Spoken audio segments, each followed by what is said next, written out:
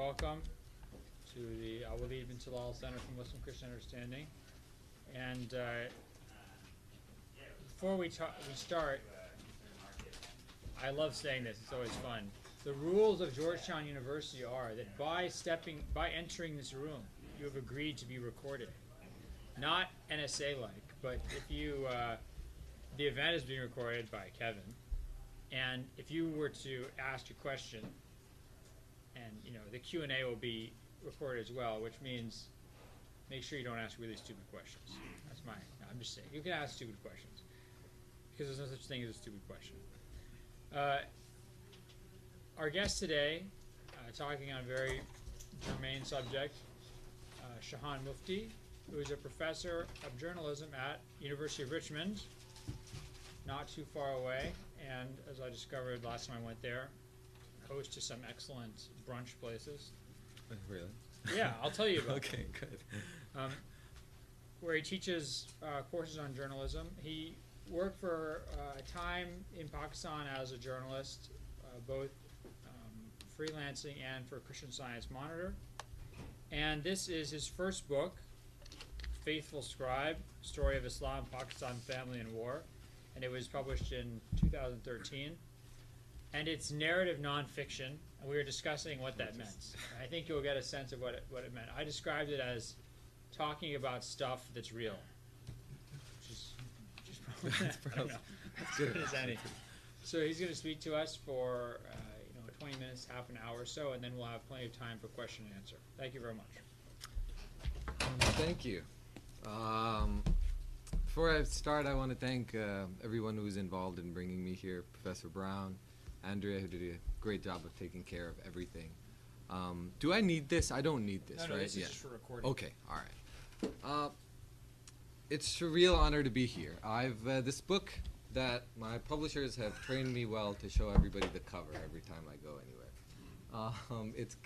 This is about 6 months old now, and I've mostly been taking this to bookstores, and like Jonathan was saying, that it's narrative nonfiction, and the book is called The Faithful Scribe: A Story of Islam, Pakistan, Family, and War. And the book is about all those things. It's about Islam, it's about nation, it's about my family, and it's about war, many wars actually.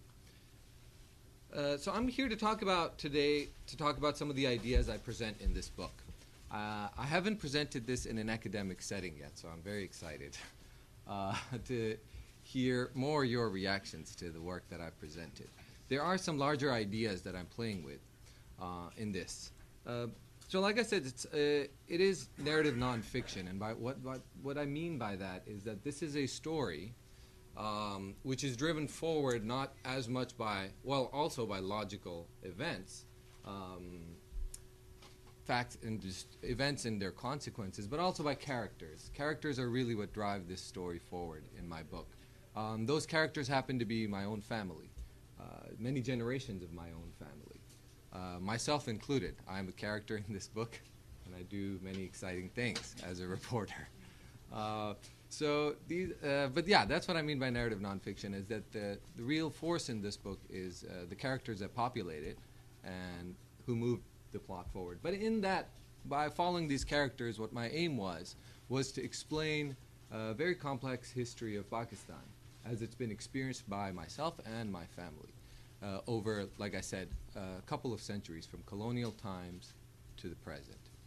So, and I should also point out, like I was saying, that I am not a scholar of anything, and I am not an academic. I am a professor of journalism, but I have a master's in journalism.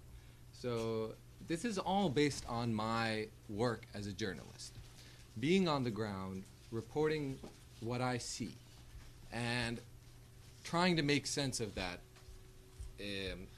as part of that profession and as from that perspective. So speaking of perspective, the story begins. I begin this story with the events of September 11th, 2001.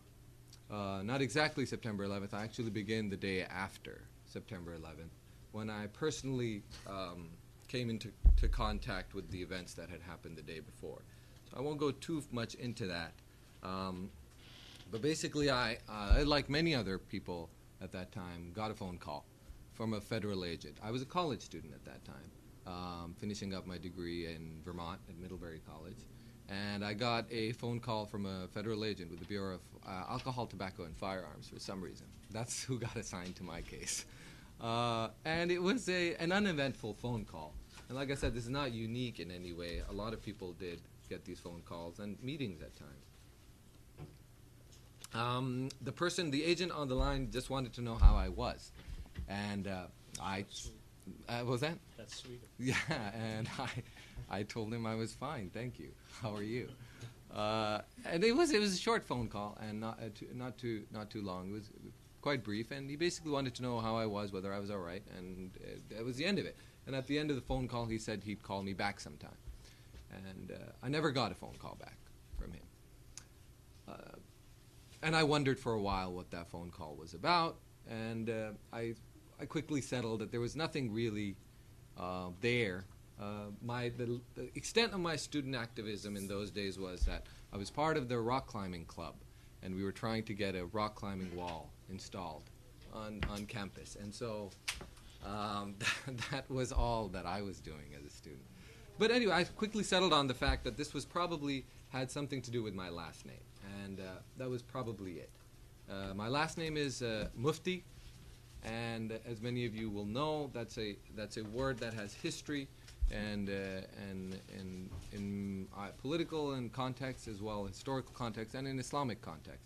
Muftis are people who deliver fatwas for living, and somewhere down my lineage, I assumed at that time there was somebody who had delivered fatwas for a living in some court system in South Asia, and the name had stuck. So I was stuck with this name, Mufti, very proudly, but I suspected that had maybe been part of why I received that phone call. But anyway, that's how the story begins and starts to move forward personally. But that day was also actually very, very a fateful day for the country where my parents come from. I was born in the United States, and I grew up here partly, but I also grew up in Pakistan for a good decade in the middle of my life, and that's where my parents are from.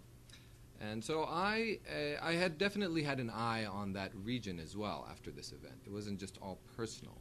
It was personal after that day, but it was also Pakistan was put into a very interesting position in the days that followed. President Pervez Musharraf was the military president of Pakistan at that time, and days later he received a phone call as well from the people inside the Bush administration. And the demands on Pakistan were clear that, well, it was very clear, first of all, that Pakistan would be involved in whatever followed the events of September 11th. And the demands were actually quite specific on General Musharraf. The Americans wanted three things: airspace, intelligence sharing, and logistical support. And those are the three things that Pakistan was asked for at that time. And there's a lot of stories about how Pakistan was convinced to come around to these and meet these demands. I don't think it was too difficult at all. But some people, including Pervez Musharraf, who went on a book tour a few years after that while he was president, portrayed it as a pretty, arm-twisting event. But I mean, but that's aside. We can talk about that later if you'd like. So Pakistan did agree to supply all those. Decided to give airspace. Decided to give, which later translated into drone activity, which we talk about today. That's all part of a deal that was struck in 2001, where Pakistan agreed to give Americans airspace. It agreed to share intelligence, and it always has, more or less, shared intelligence with the Americans. Continues to this day. And logistical supply. For a very long time, Pakistan was the sole route through which dozens, 100,000 soldiers at one time, American soldiers in Afghanistan, were being supplied with everything from toilet paper to microwave dinners to Kevlar vests and boots and everything else that's involved, the hardware of war. I, as a journalist, reported on a lot of these three elements of the war from Pakistan. But what I talk about in the book very quickly also is that this was not simply a case of Pakistan getting roped up into airspace intelligence and logistical sharing. There was something much more fundamental and fundamental that was going on here as far as Pakistan's involvement in the war that followed September 11th. And this is what I understand, that this war, September 11th, soon after, I saw this as a student. Many of you in college campuses and in Washington, D.C. would have also started to hear the utterance of the word of a clash of civilizations and what this war means as far as this, pretty much by that time what had become an obsolete, dank word, a phrase that had been coined in the early 90s in the post-Cold War environment, over a decade had kind of waned and wilted. But after 2001, it saw a resurgence. This idea that there is somehow the basic fundamental values of Islam and Western civilization, or an Islamic civilization, are somehow caught in a perpetual conflict or a state of war. And these ideas saw a resurgence in the days after September 11th. Why was this relevant to Pakistan? I grew up in Pakistan partly, like I said, and I had lived there, so I had living experience in Pakistan. I had a lot of family in Pakistan, but I had also studied Pakistan. And in the days after September 11th, I actually, after graduating from Middlebury College, I took an opportunity that was offered by the U.S. State Department, actually, a Fulbright grant that had just been recoined as an Islamic civilization grant. That's what the State Department offered right after September 2001. There was this idea that there was a need to understand Islamic civilization, that what was required partly as there was obviously the war that was going to take care of things, but there was also this need to understand Islamic civilization. And so I took this opportunity to travel to India as a Fulbright scholar and study what I was hoping was the roots of Muslim nationalism in South Asia. And I had the opportunity to study what were some of the roots of Muslim nationalism in South Asia at that time. I spent most of my time in two educational institutions, actually. At Darul Uloom Deoband, which is in northern India, and another northern Indian, which is a Islamic seminary in higher education seminary in northern India, Uttar Pradesh, and also Aligarh Muslim University, which is also in Uttar Pradesh, and same region. This is the Urdu-speaking region of India. And I spent a lot of time in India researching some of the roots as I saw and I suspected that I could find in educational institutions in India. During this course of this study, I began to understand what the war on terror and the events that followed September 11th might have meant for Pakistan in a more fundamental and basic way. Pakistan was founded in 1947. It was carved out, as many of you will know, from a British colony known as British India, and there were at that time, basically two countries carved out in August 1947 out of that British colony, India and Pakistan. And Pakistan was the smaller, but it was based on this idea that Muslims in South Asia, which were about a quarter to a third of all Muslims in the world at that time, constituted a separate nation, and that this separate nation required a separate state. As most nations, that's the implicit argument with any nationalist movement, is that a nation, if the nation is legitimate, if a nation exists, it necessarily requires land to express that, and that land happens to be the nation state. Pakistan was a very interesting and unique place when it came on the map. It was a country, it was the largest Muslim country at the time that appeared on a map, largest independent nation, state. But it also tried something very interesting. A lot of the post-colonial nation states, which with large Muslim populations, were obviously, trying their own things. But Pakistan tried a very interesting experiment. which is what I term it as in this book. Pakistan decided that it would self-consciously decided to emulate what nation states in the West. So it decided very quickly that the form the state would take would not be an emirate, it would not be a kingdom, it would be a constitutional democracy. And there were very few examples of Muslim countries trying this at that time. The only other example was Turkey after World War I, that had constructed itself as a constitutional democracy. But in Pakistan's experiment, in Pakistan's case, there was a fateful twist in that the founding fathers, and this is where it gets a little debatable, but the founding fathers of Pakistan and a lot of the very foundational characters, at least in Pakistan's story, decided very self-consciously that this nation state, this democracy, constitutional democracy, would be an Islamic constitutional democracy. And so what we have with the creation of Pakistan is the creation of the world's first Islamic constitutional democracy. A country that claimed that it was an Islamic country, but at the same time it was a democratic constitutional country. And it was the first time, so this was a big deal. I mean, I take this for granted these days, that we talk about Islamic democracies. But this is not such an old experiment. My claim is that there had never been a state quite like Pakistan's, and a constitution quite like Pakistan's at that time.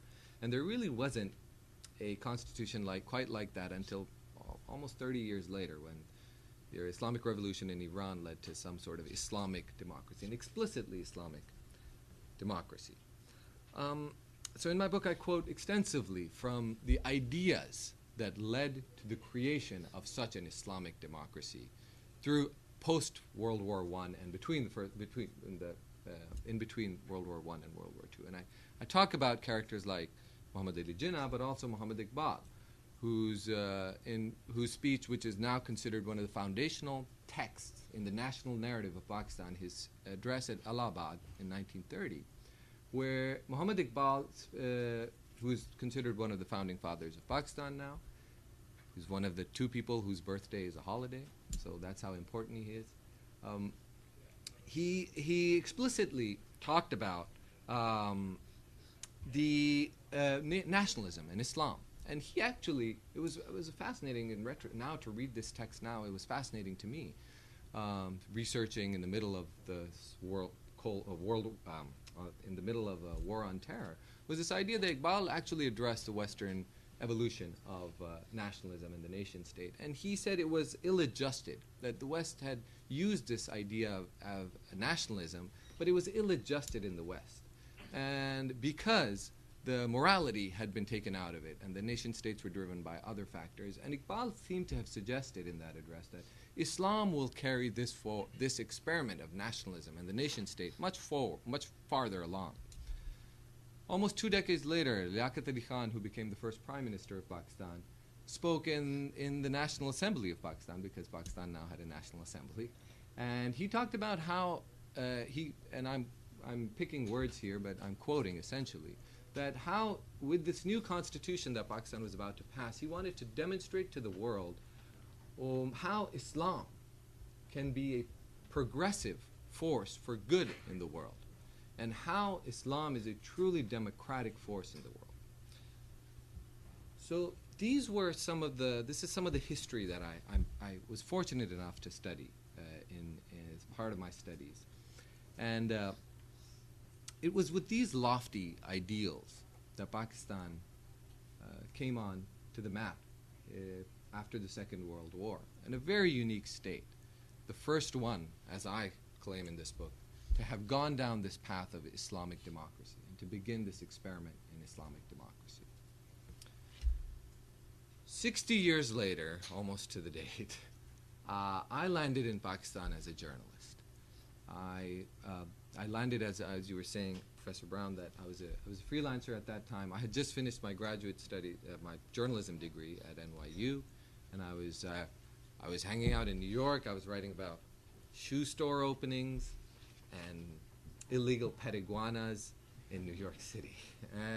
But I thought maybe it was I felt like I needed to move. So I actually landed in as a freelancer in Pakistan in 2007. And then I quickly came on board as a daily news reporter for the Christian Science Monitor.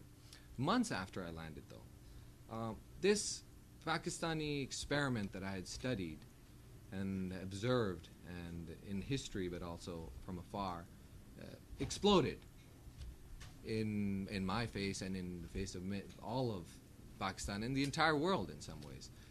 Months after I landed, almost I think it was actually weeks, I landed in May, and this was July. A full-scale war broke out in the heart of the Pakistani capital. The Pakistani capital is called Islamabad, which literally translates to the city of Islam. And that's what I call it in the book. There was a battle broke out in the city of Islam between government forces and holdouts at not a very large place. It's actually quite small, but it's the Red Mosque, the Lal Masjid. And I go into the history of Islamabad and the creation of Islamabad, and it's a fascinating history, how modernistic the whole thinking was behind Islamabad. But the Red Mosque was the oldest mosque created in Islamabad. It was the original mosque in the city of Islam. And what had happened very briefly at the Red Mosque was over about a few months, almost 9 months at that time, people had started gathering in the Red Mosque. It started off as a very small dispute over real estate. The Red Mosque had apparently encroached onto land, and the government wanted that land back to build a parking lot for the Sunday the farmers market, the Juma Bazaar, and in Islamabad. And that's where it began. But soon students from the seminary that the Red Mosque also housed started to gather at the Red Mosque and became holdouts, started to sit in and started to make demands of the government, which included obviously not tearing down any part of the mosque. But soon the demands grew and the action grew around those demands. So soon the Red Mosque students, both women, the women had started as the sitting in, but the men's seminary students soon joined in. This is all higher education, but also went down to primary level. So it was all mostly older students in their teens and 20s. They started to hold out, and they created what became known in the press as the Red Mosque Brigade, which was this group of students who started venturing outside of the mosque and implementing what they thought was, this became something of a religious police, which Pakistan doesn't officially have. And they started walking through marketplaces at first, raiding CD stores, video stores that were known to sell pornography and where a lot of young kids would come in to buy pornography or rent. They started busting those video stores, and in the middle of the Apara market, which is the oldest market in Islamabad, they had a bonfire of these X-rated DVDs. They became brave. They got braver. They soon started raiding prostitution rings, well-known prostitution rings frequented by not few, but possibly many members who sat in the Pakistani parliament even, or were in the government. So they started busting prostitution rings, kidnapped the people from the brothel, brought them in, and started holding court in the mosque. Now this was a very, all of this was being tolerated. I argue in the book, I reported this. This is one of my first assignments as I landed in Pakistan. From the shoe stores in New York, I landed in the middle of this, and I started reporting this. But it's very interesting what happened, and the government was tolerating a lot of this. That was what the Red Mosque Brigade was acting out, how they were acting out in Islamabad. When it came to creating a parallel judicial system inside of the Red Mosque is, I think, when the line was crossed. So the two brothers were leading this, the two brothers who were the sons of the person who was the first founding imam of the Red Mosque. They began, they took hold of this movement, the Ghazi brothers. And when they set up a parallel judicial system. So what they did was they declared, they put it out in the press, that they were going to appoint 10 muftis, and this is where my personal story comes into the book. and a panel of qazis, which are Islamic judges. So people who were supposed to give fatwas, who were charged with delivering fatwas, and people who were supposed to make religious decisions based on them. So panels of muftis and qazis sat in the Red Mosque and started holding court. What happened, which was, I think, truly shocking to the state, was that people actually started to go to these courts to settle disputes. In Islamabad, the capital, the most educated city in the country, people started to go to the Red Mosque courts, to the muftis and the qazis. My maternal side is, by the way, qazi, so this was all very fascinating to me. My mother's maiden name is Qazi, my father's name was Mufti. So I started witnessing these muftis and qazis holding court and delivering judgment. And people started going. And this really was a wake-up call for the government in Pakistan. What seemed to be happening is that the Red Mosque seemed to be saying that the Islamic Republic in the city of Islamabad at least, was not Islamic enough. And that whatever this Pakistani experiment was that had started 60 years ago, it was exactly 60 years that August, that month, that whatever this experiment was that was now 60 years old was broken. This idea that Islam, an Islamic democracy could exist, and that Islam and West were somehow compatible in the way that Pakistani founding fathers had imagined, was a myth. Pakistan needed to be restructured. Pakistan needed to be overhauled. And what they presented was this, what the microcosm for this, or the crucible for this, they were stating was the system that was being implemented inside those walls of the Red Mosque. I go through the episode of the Red Mosque. I think it's a pivotal event in Pakistan's history, and it's still playing out today in the Pakistani front pages. I don't know how many of you are following the news around President Musharraf right now, but it's all very much tied into his actions there. But basically it ended up with the Pakistani military launching a full-scale military assault on the Red Mosque and the holdouts inside. And after a few days, 5 days of battle, war in the middle of Islamabad, which I covered, and it was very much a war. You heard the mortar blasts and you heard the firing through the night. It was very much a war. The episode of the siege of the Red Mosque ended. Hundreds died. Gravediggers said that each coffin was packed with many bodies. That's what was told to me. But the official count was a couple of hundred, several hundred people died. So this is what had happened at the Red Mosque in 2007. Since then, I've covered Pakistan regularly as a journalist, and I won't go and lead you through the years that have followed, but I'll conclude with some thoughts on what is going on in Pakistan right now. I was recently in Lahad, the city of Lahad, which is where I grew up, which is where this book is set. This is where my parents grew up.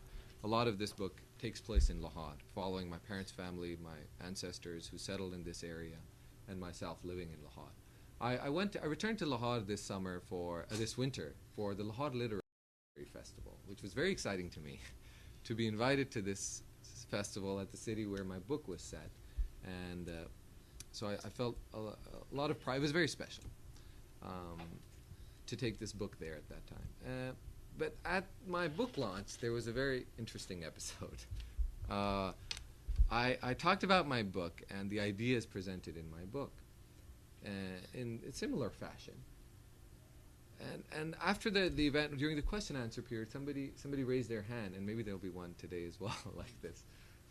And this person was it was a woman who was about my age.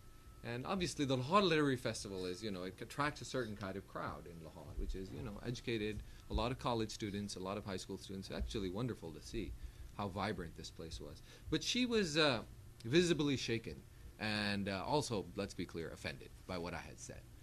She said that she felt embarrassed by that somebody who appeared to look her age, who was clearly educated, and she probably deduced that from my speaking of my English, I guess. I don't know how, but she thought she knew I was educated. And that's kind of a marker in Pakistan. I mentioned that because that is a marker in Pakistan. But she said she was offended that somebody who looked so much like her would even think to suggest that Islam and an identity based in any idea of Islamic law or Islamic civilization is still a viable concept that people, educated and enlightened people, should still be talking about in Pakistan. And I really didn't, I mean, that was sort of an interesting, and it shook me for a second, because what I realized in that moment is that idea that had started at the Red Mosque, that Islam and the West are incompatible ideas, that Islamic civilization and Western civilization are somehow that are locked in some sort of battle or existential race, are somehow incompatible. That was no longer an idea that was being discussed in religious seminaries. And that was no longer an idea that was being held by the people at the Red Mosque and the people who grew out of the Red Mosque movement. Because the Red Mosque, after the Red Mosque thing, kind of went haywire, which is all in the book, but it spread to Swat, through the Punjab, which is the city where the city of Lahad is, which is kind of the heartland, and throughout. But these ideas that had spread along those lines, there was definitely the other Pakistan, if you will, and I don't think that's a fair way to phrase it always, but that other Pakistan, the more enlightened, the kind of Pakistan that had grown out of the tradition of those very well-educated lawyers and philosophers who had founded the country, they had also come around to doubting the very national idea of Pakistan.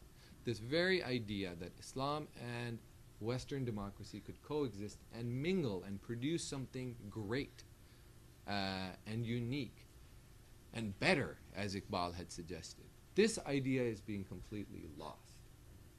And this is true. And this is something that I think is very relevant to, I bring this up, and this is not something that I've spoken about too much in other venues, but I think this location and this center is actually one that I thought this would be an interesting one. And plus I just came back from Lahad, so it's still fresh in my mind, having been yelled at.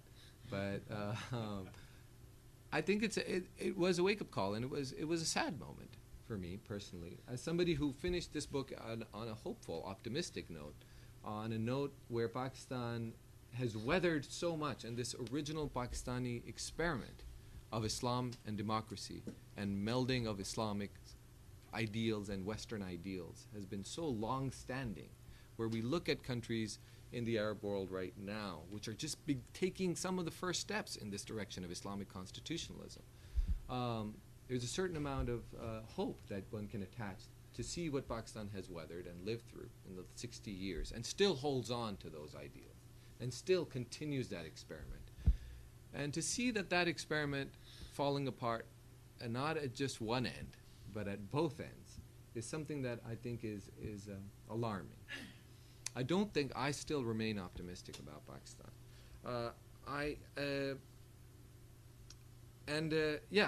But this is obviously being challenged on many levels, and obviously that brings us up to speed to today.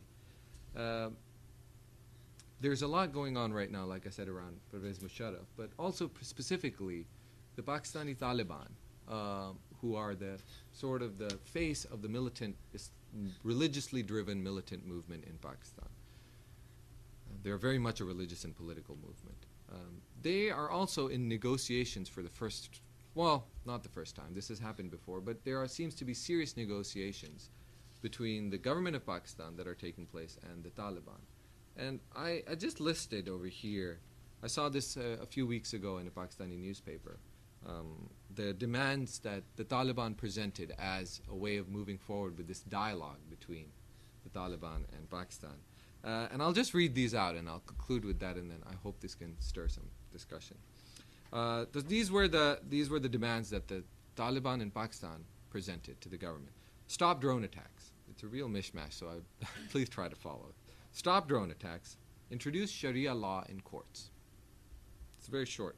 Introduce Islamic system of education in both public and private educational institutions. These are the Taliban demands. Free Pakistani and foreign Taliban captured in jails. so prison release, restoration and remuneration for damage to property during drone attacks, hand over control of tribal areas to locals. So this is state sovereignty issues, federal versus state control. Withdrawal of army from tribal areas. I think they're talking about the Pakistani army because they have official presence. All criminal allegations held against the Taliban to be dropped. Prisoners from both sides to be released. Equal rights for all, poor and rich. Families of drone attack victims to be offered jobs and interest banking system. Stop supporting the U.S. war on terror. Replace the democratic system of governance with an Islamic system. And lastly, break all relations with the U.S., because that always does well in the press. So this is the tone of the conversation right now. Apparently, I don't know how, but the dialogue has moved forward. I don't know if any of this was accepted in writing by the government, but the dialogue has moved forward, and that's the kind of dialogue Pakistan is engaged in right now. So with that, I'll conclude, and I'd be happy to answer any questions about the book, about Islam, Pakistan, my family, war, or journal, or reporting this as well, actually, or anything. Thank you.